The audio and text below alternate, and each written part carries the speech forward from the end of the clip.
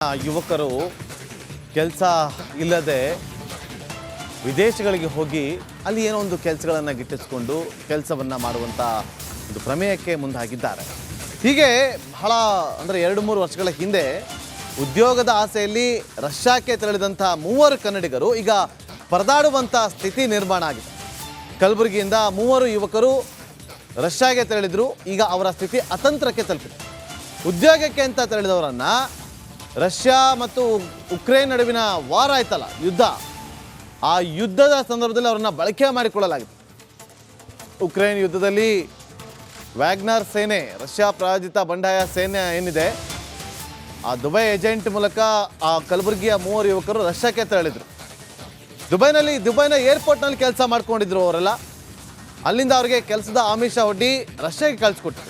ಆದರೆ ಅಲ್ಲಿ ಕರೆಸ್ಕೊಂಡಿದ್ದು ಬೇರೆ ವಿಚಾರವಾಗಿ, ಈಗ ಅಲ್ಲಿ ಅವರನ್ನು ನಡೆಸ್ಕೊಳ್ತಾರಂಥ ರೀತಿಯೇ ಬೇರೆ ಇದ್ದು ಅಂತೇಳಿ ಈಗ ಆ ಕನ್ನಡಿಗರು ಪರದಾಡ್ತಿದ್ದಾರೆ. ಅವರ ಪೋಷಕರು ಇಲ್ಲಿ ಕಲಬುರಗಿಯ ಜಿಲ್ಲಾಧಿಕಾರಿಗೆ ಕಂಪ್ಲೇಂಟನ್ನು ಕೊಟ್ಟಿದ್ದಾರೆ. ಅವ್ರು ಏನು ಮಾತಾಡಿದ್ರೆ ಕೇಳಿ. अस्सलाम वालेकुम, मैं हूँ सैयद इलियास हुसैनी। मैं रशिया आया था जॉब करने के लिए एजेंट के थ्रू। एजेंट का नाम है बाबा और उसका यूट्यूब पे चैनल है बाबा ब्लॉग्स। उसने हमको बताया था कि तुम लोग का जॉब रहेगा सिक्योरिटी का। उसने हमसे सिक्योरिटी का जॉब बोल के और 3 लाख रुपए लिया हमसे। 3 लाख रुपए लेके हमको और हम लोग रशिया आने के बाद वो हमको आर्मी में डाल दिया। हम लोग 4 दोस्त लोग मिल के लगाए थे। दुबई में उसकी ऑफ़िस है, उसके ऑफ़िस पे जाके बात करके लगाए थे हम लोग। उसने फिर भी बताया कि सिक्योरिटी की जॉब है। इधर आने के बाद हमको मिलिट्री में डाल दिया है।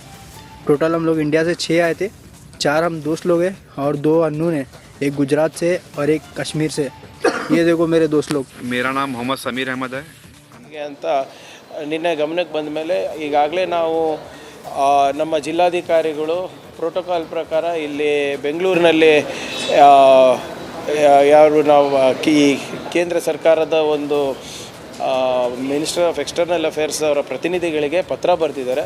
ಅದರ ಜೊತೆಗೆ ಈಗಾಗಲೇ ನಾನು ಕೂಡ ನಿನ್ನೆ ರಾತ್ರಿ ಕಾಂಗ್ರೆಸ್ ಅಧ್ಯಕ್ಷರಾದಂಥ ಖರ್ಗೆ ಸಾಹೇಬ್ರಿಗೆ ಮಾತನಾಡಿ ಮಿನಿಸ್ಟರ್ ಆಫ್ ಎಕ್ಸ್ಟರ್ನಲ್ ಅಫೇರ್ಸಿಗೆ ಕೂಡ ಅವರಿಗೆ ಈ ವಿಷಯವನ್ನು ಗಮನಕ್ಕೆ ತರಲಿಕ್ಕೆ ನಾನು ಮನವಿ ಮಾಡಿಕೊಂಡಿದ್ದೇನೆ. ಅವರು ಕೂಡ ಇವತ್ತು ಅವ್ರಿಗೆ ಮಾತನಾಡಿ ಅವರಿಗೆ ಪತ್ರ ಬರಿತೀನಿ ಅಂತ ಅವರು ಹೇಳಿದ್ದಾರೆ. ಸೊ ಇದು ಭಾಳಷ್ಟು ಕಡೆ ಆಗಿದೆ ಅಂತ ಸುದ್ದಿ ಬಂದಿದೆ. ತೆಲಂಗಾಣನಲ್ಲೂ ಆಗಿದೆ, ಕರ್ನಾಟಕದಲ್ಲೂ ಆಗಿದೆ ಅಂತ ಬರ್ತಾಯಿದ್ದಾರೆ, ಮತ್ತು ನಾರ್ತ್ ಇಂಡಿಯಾನಲ್ಲಿ ಭಾಳ ಆಗಿದೆ ಅಂತ ಇವತ್ತು ಬೆಳಿಗ್ಗೆಯಿಂದ ಮಾಹಿತಿ ಬರ್ತಾ ಇದೆ. ಏನೇ ಇದ್ದರೂ ಕೂಡ ಮೋಸದಿಂದ, ವಂಚನೆಯಿಂದ ಇವತ್ತು ಯುದ್ಧಕ್ಕೆ ಕರ್ಕೊಂಡು ಹೋದರೆ ಇದು ಭಾರತ ಸರ್ಕಾರ ಭಾಳ ಗಂಭೀರವಾಗಿ ಪರಿಗಣಿಸಬೇಕಾಗುತ್ತೆ ಮತ್ತು ಅವರ ರಕ್ಷಣೆಗೆ ಇವತ್ತು ಅವರು ಮುಂದೆ ಬರಬೇಕಾಗುತ್ತೆ. ಸರ್, ಈಗ ಬಿ.ವೈ. ವಿಜಯೇಂದ್ರ ಒಂದು ಆರೋಪ ಮಾಡಿದ್ದಾರೆ, ಈ ಒಂದು ಸರ್ಕಾರ ದೇವಸ್ಥಾನದ ಹುಂಡಿಗಳಿಗೆ ಕನ್ನ ಹಾಕ್ತಾ ಇದೆ, ವಿಧಾನಸೌಧದಲ್ಲಿ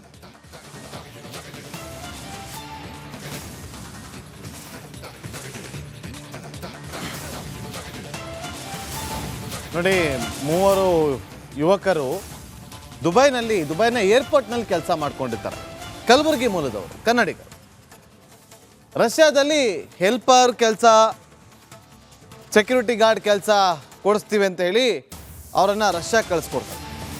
ಆದರೆ ರಷ್ಯಾಗೆ ಹೆಲ್ಪರ್ ಕೆಲಸಕ್ಕೆ ಅಂತ ಹೋದವರನ್ನು ಅಲ್ಲಿನ ಸೈನ್ಯಕ್ಕೆ ಸೇರಿಸ್ಕೊಳ್ಳಲಾಗಿದೆ. ಜೊತೆಗೆ ಯುದ್ಧಕ್ಕೆ ಅವರನ್ನು ಬಳಕೆ ಮಾಡಿಕೊಳ್ಳಲಾಗಿದೆ. ಅಷ್ಟೇ ಅಲ್ಲ, ಡೇಂಜರ್ ಝೋನಲ್ಲಿ ಅವರನ್ನು ಡೆಪ್ಲಾಯ್ ಮಾಡಲಾಗಿದೆ.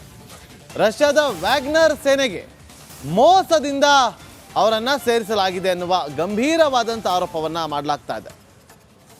ನೋಡಿ, ಒಂದು ಸೋಷಿಯಲ್ ಮೀಡಿಯಾದಲ್ಲಿ ಒಂದು ವ್ಲಾಗ್ ಇದೆ.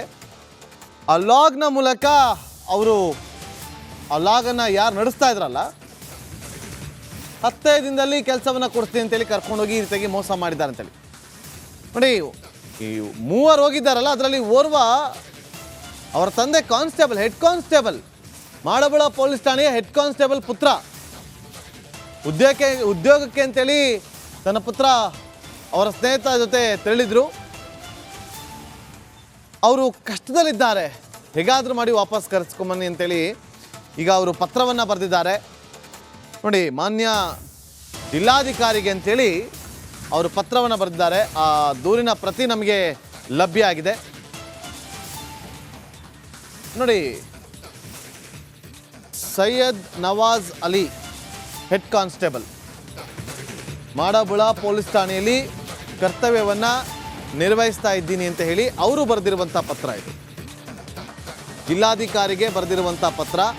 ಅದರಲ್ಲಿ ಕ್ಲಿಯರ್ ಆಗಿ ಹೇಳಿದ್ದಾರಲ್ಲಿ ನಾನು ಇಂತಹ ಸ್ಟೇಷನಲ್ಲಿ ಕರ್ತವ್ಯವನ್ನು ನಿರ್ವಹಿಸ್ತಾ ಇದ್ದೀನಿ.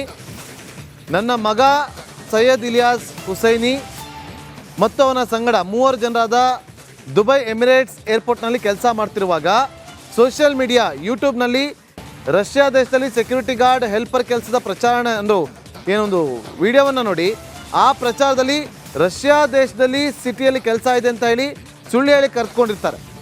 ಯೂಟ್ಯೂಬ್ ಚಾನಲ್ಗಳಲ್ಲಿ ಅಂದರೆ ಮುಖ್ಯ ಏಜೆಂಟ್ ಬಾಬಾ ವ್ಲಾಗ್ಸ್, ಸುಫಿಯಾನ್ ಮೊಹಿನ್ ಹಾಗೂ ಪೂಜಾ ಇತರರು ಏಜೆಂಟ್ಸ್ಗಳು ಆನ್ಲೈನಲ್ಲಿ ಸುಳ್ಳು ಪ್ರಚಾರ ಮಾಡಿ ಕೆಲಸಕ್ಕೆ ಅಂತೇಳಿ ಕರೆದುಕೊಳ್ತಾರೆ. ಅದರಲ್ಲಿ ನನ್ನ ಮಗನಾದ ಸೈಯದ್ ಇಲಿಯಾಸ್ ಹುಸೇನ್ ಮತ್ತು ಅವನ 3 ಜನ ಸ್ನೇಹಿತರು ಈ ಒಂದು ಸೋಷಿಯಲ್ ಮೀಡಿಯಾದಲ್ಲಿ ವಿಡಿಯೋವನ್ನು ನೋಡಿ ರಷ್ಯಾದಲ್ಲಿ ಕೆಲಸಕ್ಕೆ ಸೇರಿದ್ರು. ಈ 4 ಜನರನ್ನು 18/12/2023 ಚೆನ್ನೈನಿಂದ ರಷ್ಯಾ ದೇಶಕ್ಕೆ ಏರ್ ಅರೇಬಿಯಾ ವಿಮಾನದ ಮುಖಾಂತರ ಮಾಸ್ಕೋ ರಷ್ಯಾದಲ್ಲಿ ಈ ಮೇಲೆ ಹೇಳಿದ 4 ಏಜೆಂಟ್ಗಳು ಕರೆಸ್ಕೊಂಡಿದ್ರು.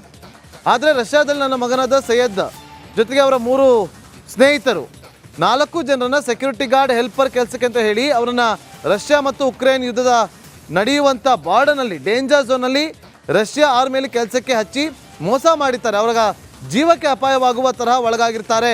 ಅವರನ್ನು ಸಂಪರ್ಕ ಮಾಡೋದಕ್ಕೂ ಕೂಡ ಸಾಧ್ಯ ಆಗ್ತಾ ಇಲ್ಲ. ಹೀಗಾಗಿ ತಮ್ಮಲ್ಲಿ ವಿನಂತಿಸಿಕೊಳ್ಳುವುದೇನೆಂದರೆ ನನ್ನ ಮಗ ಮತ್ತು ಅವನ 3 ಜನ ಗೆಳೆಯರನ್ನು ಸುರಕ್ಷಿತವಾಗಿ ರಷ್ಯಾ ದೇಶದಿಂದ ಭಾರತ ದೇಶಕ್ಕೆ ಮರಳಿ ಕರೆಸಿಕೊಳ್ಳಿ ಅಂತೇಳಿ ಅವರು ವಿನಂತಿಸಿಕೊಂಡಿರುವಂಥ ನೋಡಿ ನಮ್ಮ ಸ್ಕ್ರೀನ್ ಮೇಲೆ ನೋಡ್ತಾ ಇದ್ದೀರಾ ಬಾಬಾ ವ್ಲಾಗ್ಸ್ ಅಂತೇಳಿ. ಈ ವ್ಲಾಗ್ನ ಮೇಲೆ ಆ ಸೈಯದ್ ಅನ್ನುವ ಯುವಕ ಏನಿದಾರಲ್ಲ ಅವರ ತಂದೆ ಕಂಪ್ಲೇಂಟ್ ಮಾಡಿದ್ದಾರೆ, ಆರೋಪವನ್ನು ಮಾಡಿದ್ದಾರೆ.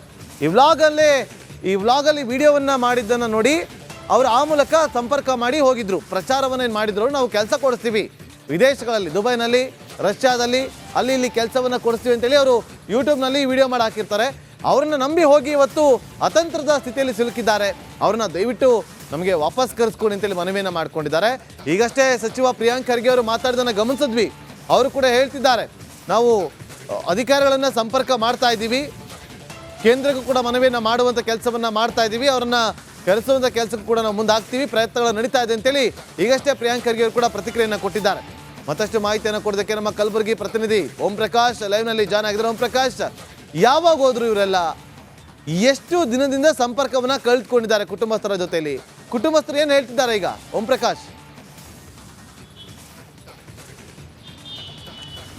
ನಾಗೇಂದ್ರ ಬಾಬು, ಕಲಬುರಗಿ ಮೂಲದ ಏನು 3 ಜನ ಯುವಕರು ದುಬೈನ ಎಮಿರೇಟ್ಸ್ ಏರ್ಪೋರ್ಟ್ನಲ್ಲಿ ಕೆಲಸ ಮಾಡ್ತಾ ಇರುವಂಥ ಸಂದರ್ಭದಲ್ಲಿ ಬಾಬಾ ವ್ಲಾಗ್ ಅನ್ನುವಂಥ ಒಂದು ಯೂಟ್ಯೂಬ್ ಚಾನಲ್ನಲ್ಲಿ ರಷ್ಯಾದಲ್ಲಿ ಉದ್ಯೋಗ ಕೊಡಿಸುವಂಥ ಒಂದು ಆ್ಯಡನ್ನು ನೋಡ್ತಾರೆ. ಅದಾದ ಬಳಿಕ ಆ ಬಾಬಾ ವ್ಲಾಗ್ನಲ್ಲಿ ಕಾಂಟ್ಯಾಕ್ಟ್ನಲ್ಲಿದ್ದಂಥ ಏಜೆಂಟರ ಮುಖಾಂತರ ಏನು ಅವರು ಸಂಪರ್ಕಕ್ಕೆ ಸಿಗ್ತಾರೆ. ಅದಾದ ಬಳಿಕ ಕಳೆದ ಡಿಸೆಂಬರ್ 18ರಂದು ಏನು ಇವರು ಚೆನ್ನೈ ಮುಖಾಂತರ ರಷ್ಯಾಗೆ ಹೇಳ್ತಾರೆ. ಅಲ್ಲಿ ಭಾಳ ಪ್ರಮುಖವಾಗಿ ಇವರು ಏನು ಸೆಕ್ಯೂರಿಟಿ ಗಾರ್ಡ್ ಕೆಲಸ ಮತ್ತು ಹೆಲ್ಪರ್ ಕೆಲಸವನ್ನು ಕೊಡಿಸ್ತೇವೆ ಅನ್ನುವಂಥ ಮಾತನ್ನು ಹೇಳಿ ಇಲ್ಲಿಂದ ಕರ್ಕೊಂಡು ಹೋಗಿರ್ತಾರೆ. ಕರ್ಕೊಂಡು ಹೋಗೋಕ್ಕಿಂತ ಮುಂಚೆ ರಷ್ಯಾದಲ್ಲಿ ಕೆಲಸ ಕೊಡಿಸ್ತೀವಿ ಅಂತೇಳಿ ಇವರು ಒಬ್ಬೊಬ್ಬರ ಬಳಿ ತಲಾ 3 ಲಕ್ಷ ರೂಪಾಯಿ ಹಣ ಕೂಡ ಪಡೆದಿರ್ತಾರೆ.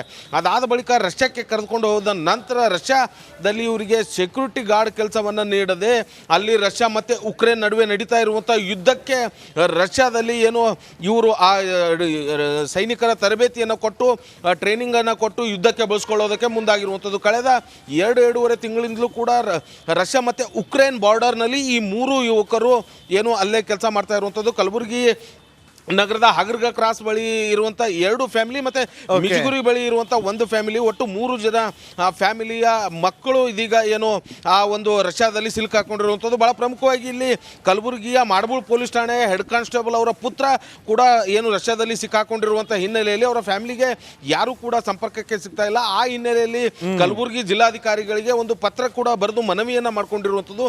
ನಮ್ಮ ಮಕ್ಕಳು ರಷ್ಯಾದಲ್ಲಿ okay, thank you Om Prakash ನಿಮ್ಮೆಲ್ಲ ಮಾಹಿತಿಗಾಗಿ.